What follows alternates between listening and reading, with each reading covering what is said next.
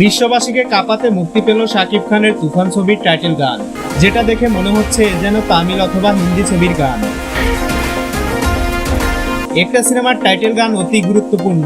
তুফান শিরোনামের এই টাইটেলটা একটি নতুন ইতিহাস গড়বে।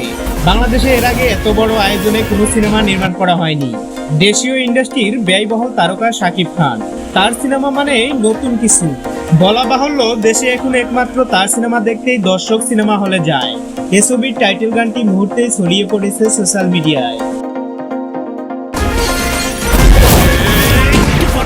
বর্তমানে আন্তর্জাতিক বাজারেও শাকিবের অবদান অতি গুরুত্বপূর্ণ। আসন্ন ঈদেই দর্শক মাতাতে আসছে শাকিবের তুফান। ছবিটি অলরেডি আনকাট সেন্সর ছাড়পত্র পেয়েছে।